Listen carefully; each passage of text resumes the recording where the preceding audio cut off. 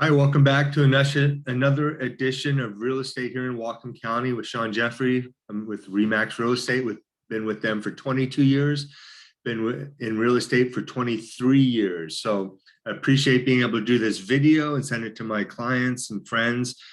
Wanted to wish you a Merry Christmas as well. It's December 21st, so Merry Christmas. Hope you had a great Thanksgiving. Look forward to talking to you again in the new year. So just wanted to share a few things with you.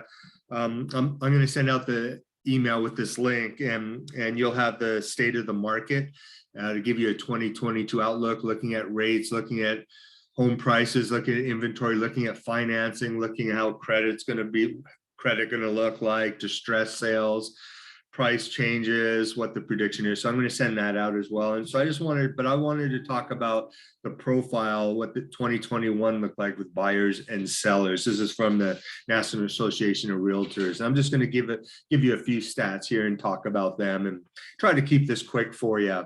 And so let me share. I'm going to share the screen with you here. I'm going to go to the first chart here. So they're comparing 1981. That's when they began keeping track of stats. So that's why 1981 over 2021. So I'll share a few on this page with you. First time home buyer in 1981 was at 44%, down to 34%. So first time home buyer share has gone down, but I think that's when you look at another stat here, I think because where rates are at and home buying and how financing has changed, that more buyers are out there and people are seeing how good of an investment real estate is, and I've only seen one time where prices have gone down, which was in 07 when we had that crash there, but prices are over 100% from then, and so real estate's a great investment. So more people are buying, and so I think we have less first-time home buyers because they are buying continually buying there as well. So another stat I wanted to share here was using the internet. Compared to 81 to 21, 95% use the internet for their search, which is understandable. Used a newspaper to search, 22% in 1981, 7% now. And I think in the middle, back probably in the late 90s, early 2000s, when I started in 98, we had a 2-inch thick book and the newspaper, and that was it. And so I would say that newspaper number was probably closer to that 50 to 60% back then. And so we saw an increase in that, but with technology, now we're down to 7%, and people rarely use a newspaper to look for real estate anymore on there. Financing the home purchase, 93% back in 1989 financed their home, down to 87% 21. So more cash buyers out there. That's 13% were cash sales on their typical down payment, 20% in 1981, down to 13%. And I think that's because things have changed with loans. Back into the day, our parents always told us, oh, save down payment, 20% down.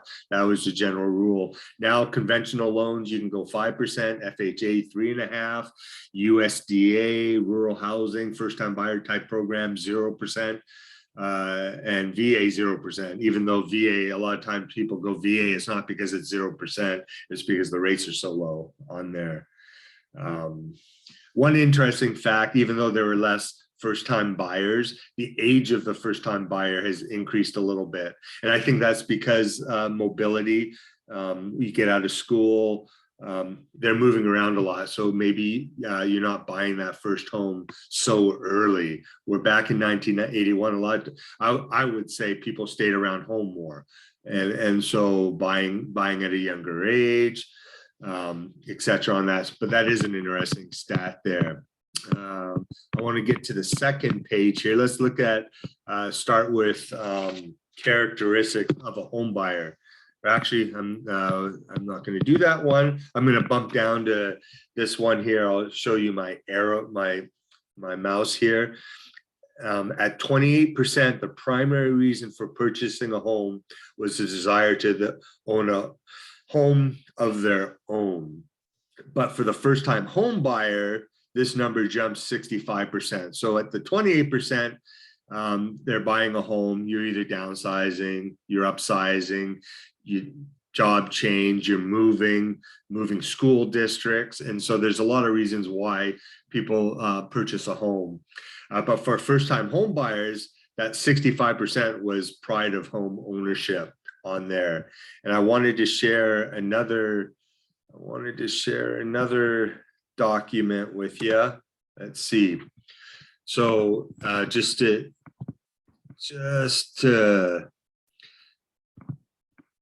expand on that. So reasons for owning a home. Obviously, it's pride of home ownership. But I wanted to share a couple benefits with you. This is my buyer booklet. And so there's tax benefits to owning a home. Appreciation. I mean, last year, we're probably going to see about 18 to 20% appreciation in your home value. Obviously, then you're building equity. And then savings as well. When you sell your home as a primary residence, you save up to $250,000 tax-free, $500 for a married couple. So you're able to build savings when you sell your home. Predictability, could be rent increases, all that. So you're locked in, 30-year loan, 15-year loan. Freedom, you own the home. You can do the upgrades that you want. Add stability as well. So some good reasons for owning a home. Let me get back to my chart here.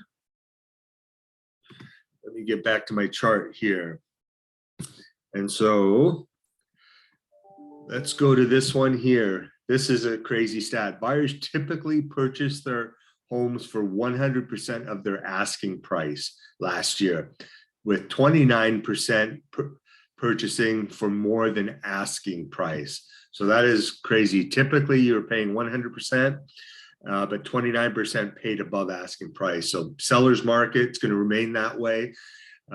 Rates will bump up a little bit. Inventory is going to stay low. We're about 0.8 of 1 month of inventory in our area. So interesting stat. But houses do come out, and you got to be prepared with your buyer agent.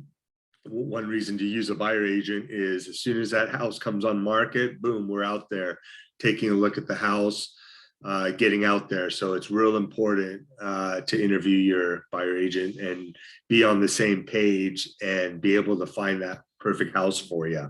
So that is still possible. Overall, buyers are expected to live in their homes for a median of 12 years. So that's jumped up a little bit. 18% say they're never moving. So interesting stat.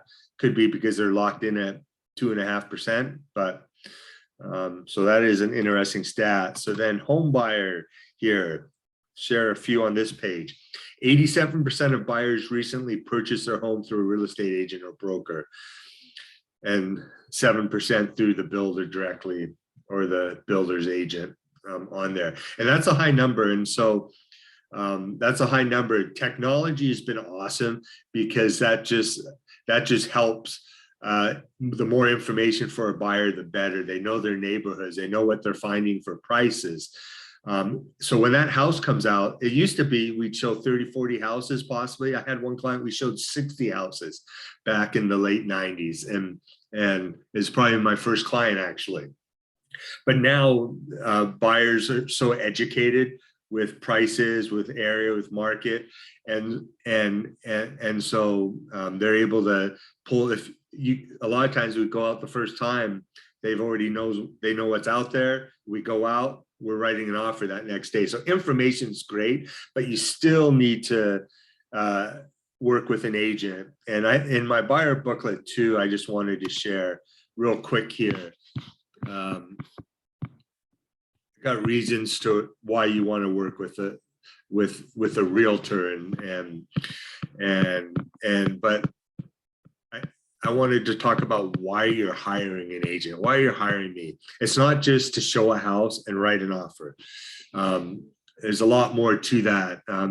You're hiring me to avoid legal entanglements. We got time frames, deadlines, contracts, lead-based paint, septic well addendums, disclosures, title reports, foreclosure liabilities. I mean, and then you hire me to negotiate price, contingencies, timeframes, repairs, title and escrows. And then a lot of times it's to minimize those inconveniences. So working with experienced agents real important. Unforeseen problems, 90% of the work begins after the offer. We have lender issues, we have homeowner insurance, we have appraisal requirements, repairs, work orders, possibly surveys, appointments, possession. Now even possession's a huge thing with our tenant laws out there right now. Possession's huge. It's pretty interesting how that's changing. We got septic system, wells. Wells are so tough to find people to inspect, to do all that. And so it's managing those time frames. A lot goes into it. And I think that's why, like, it goes back to people use the internet for information, but you really need an agent. There's a lot of behind the scenes stuff. And I try to update people during the week and let them know, hey, what's going on? What are we dealing with this week? So a couple thoughts that I wanted to share with you. And then let me get back to that just to share a couple more. Interesting fact here, 47% of buyers use an agent that was referred to them by a relative or a friend, which is interesting because that means people just find an agent by making a phone call or meeting them at an open house. And a buyer agent is almost more important than a listing agent. And in a sense, you have the same deals. I would say you're just as important. And so that number should be higher because you want to use someone who other friends have used and neighbors have used, relatives have used, someone who's got a good reputation in the business. So, and so I wanted to share that. One fact number I like, which I think I shared last video, 90% of buyers would use their agent again or recommend them to others. That says a lot for our industry as realtors, that education wise and what's expected. And so we have 1,300 agents in our area, and to have 90%, so it's just an encouraging thing for all realtors. There are a lot of good realtors out there.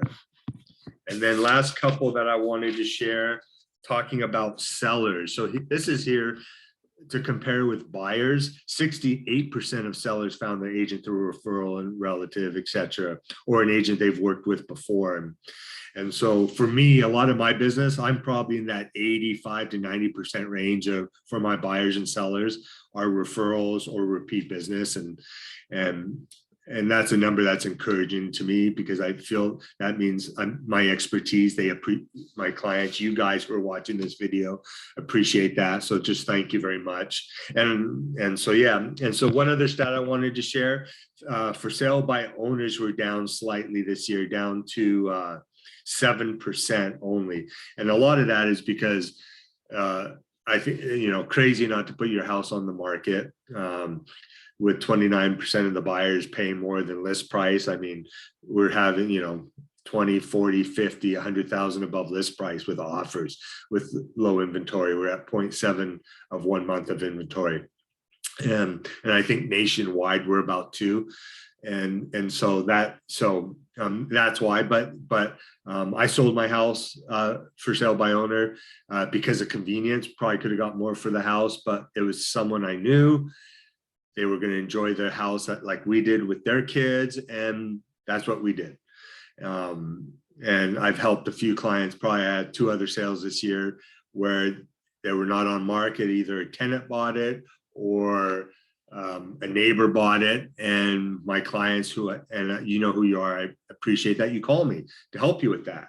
And so I represent the seller in that situation and do the paperwork and make sure we get it closed. So yeah, so those are the things I just wanted to share. So sorry for the long video. I hope you appreciate that. I'll send out an email. And again, I just wanted to wish you a Merry Christmas. And I know we'll stay in touch. And if you ever need any real estate services, whether it's a referral for electric, plumbing, all that, I'm always glad to help. If you have a question on what you should do, if you have financing questions, always glad to help. I know I'm going to meet with one client. Probably I just ran into where I mail my packages, and she was a client. And I went and mailed a package yesterday. We're going to meet after this year, and she's going to ask me questions about some states that might be good to buy some investment property. And so I'm always glad to do that and be a source that way. So feel free to reach out to me. I am here for you. So much appreciated. You guys have a great December 21st, and we'll talk to you soon. Bye, everybody.